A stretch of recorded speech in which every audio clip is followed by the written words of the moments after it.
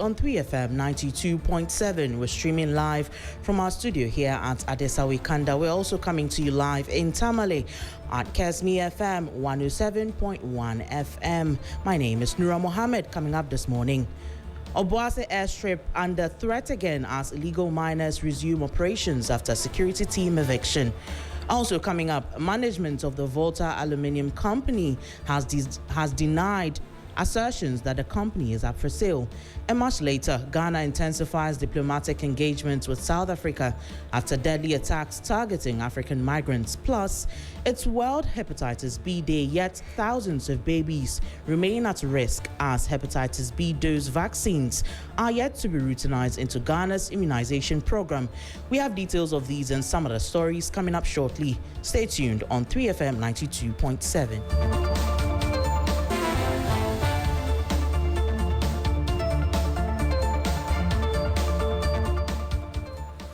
Starting off with the story, management of the VALCO aluminium company, VALCO, has denied assertions suggesting that the company is up for sale. The Industrial and Commercial Workers Union, ICU, has called on President Mahama to suspend what they say is proposed sale of the VALCO aluminium company, VALCO, warning that the move could lead to significant job losses and worsen unemployment in the country. The appeal follows a demonstration by some workers arguing that VALCO requires substantial financial investment to restore operations and secure its future. But chairman of the VALCO, Horace Ni Ewayankra, maintains VALCO is not for sale, contrary to what the workers are alleging. The misinformation, disinformation and all that, and the inability to get all stakeholders, strongly believe that all stakeholders will be brought to the table and then clarifications will be laid bare for everybody to be assured. VALCO is not for sale, and VALCO, we have not had any offer whatsoever from any individual. I hear people say that it's being sold to Ibrahim Mahama. I can state categorically that no, he's not made any offer to VALCO, and VALCO is not looking forward to receiving any offer from any individual. Meanwhile, Ghanaian officials say they will continue diplomatic talks with South Africa to remedy the ongoing violent anti-migrant protests, which have killed 2 Ghanaians. The country has started another batch of evacuations targeting to fly about 1,000 Ghanaians home, with nearly 200 already arriving as of Monday. Foreign Minister Okujetua Blakwa has promised sustained reintegration, job offers and relief packages for the returnees. My colleague Christian Yale was at the airport and brings us this report. For months, anti-migrant demonstrations have rocked South Africa, forcing foreign nationals to flee the country for safety. More than 160,000 nationals from Ghana, Kenya, Zimbabwe, Nigeria and other African countries have left the country in recent months, with deaths also recorded. Ghana earlier evacuated more than 900 citizens and has now begun a new phase to bring home about 1,000 more. A third flight arrived Monday afternoon after the first 2 groups landed on Sunday evening and at dawn on Monday, bringing the total number of returnees so far to about 150 out of the expected 1,000. As we did for your compatriots who came earlier in the first round of evacuations, we are going to do the same. We are going to hand over to you travel allowances. We will also hand over to you reintegration allowances. While ensuring the complete reintegration of the returnees, the government is also working to secure properties some left behind, as well as seeking compensation for their losses. Before you were allowed to board, the South African authorities carried out screening. Not a single Ghanaian is on their wanted list. We will continue to hold talks with the South African authorities to ease tensions. We hope that they would also do better. This whole xenophobic attacks casts a very bad image of our continent. Meanwhile, Foreign Affairs Minister has debunked public assertions that the visa waiver agreement between Ghana and South Africa has been abrogated due to the xenophobic attacks. Now, let's move on to the story. About 6 in every 10 NDC supporter wants President John Dramani Mahama to seek a third term, according to the latest Global Info Analytics poll. Nationally, however, support drops to 40%, while 50% oppose the proposal. While NDC National Chairman Johnson Isiedu Nketia has narrowly urged Finance Minister Cassiel Ato-Forson as a preferred candidate to lead the party in 2028. Isiedu Nketia secured 31.3% compared with Ato-Forson's 30.8%, placing the two in a virtual dead heat. Now, but political scientist Professor Samuel Edujemfi has been sharing his views on the polls. Let's take a listen. We should allow him to use the 2 years left to provide the public good. And when all is done, Ghanaians will make a determination, one, within the NDC itself, whether they want him as a flag bearer or not. Two, whether Ghanaians would even want him to lead the country again. It should be a matter that is determined by the factors that are going to evolve within the next 2 years. But within the current scheme of things, I think the science data is hard enough to suggest that opinion is divided. And as divided as it may be, I think we can't overlook the science in our reflection and hope that at the end of the day, whatever we do will not disturb the quiet and the peace of this country.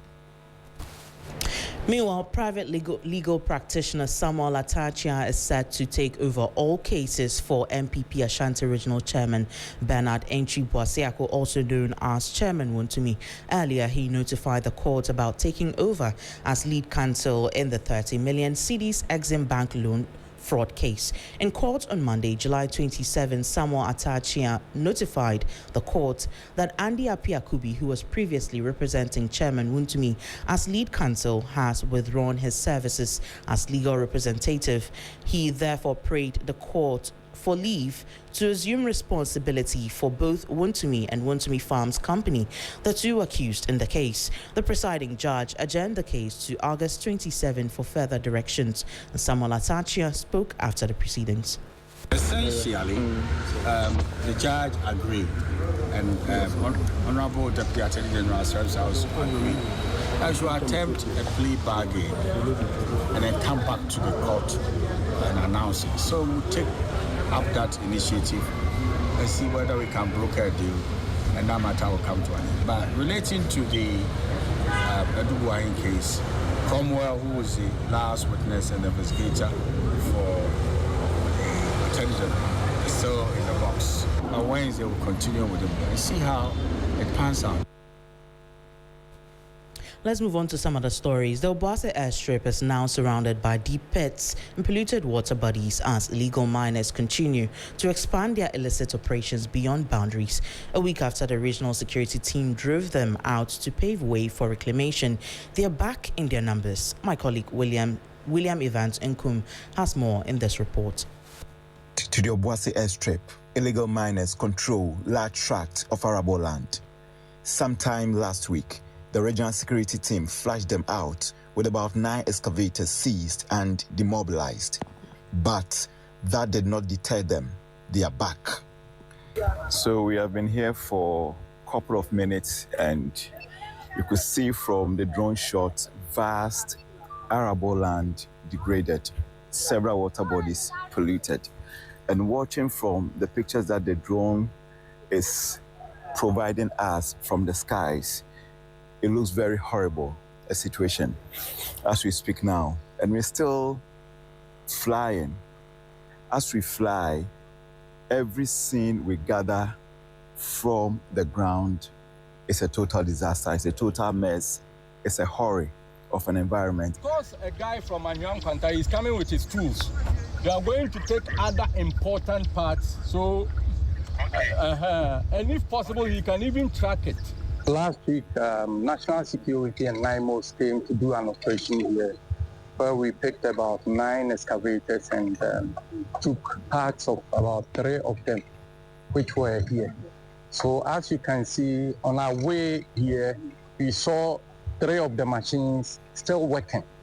You go and set them today, tomorrow they will go back. Before we go, for mothers living with hepatitis B, the greatest threat to their babies comes in the first few hours after birth.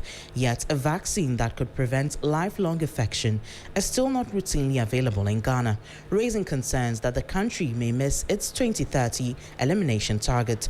Hepatitis B affects an estimated 10 to 15% of Ghanaians, making it one of the country's most common infectious diseases.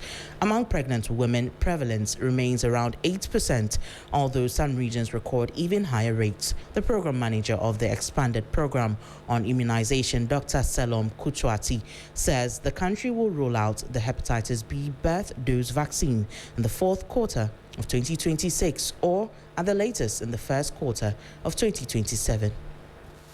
We've been going through some processes, back and forth approvals and a need for data and things like that. Thankfully, we've completed that. All our approvals in country have been sought and have been obtained, and we are currently just waiting for confirmation from our partners abroad on how many doses we are going to start with in country this year, and then plans around that. So I would assure us that latest by the fourth quarter, at worst first quarter of 2027, we should introduce hepatitis B birth dose into the immunization program of Ghana. That's it for the morning news right here on 3FM 92.7. We're also streaming live in Tamale at Kesmi 107.1 FM. My name is Nura Mohammed. For more stories, you can head on to our website at 3news.com. The rest of the Sunrise team is on standby. Stay tuned.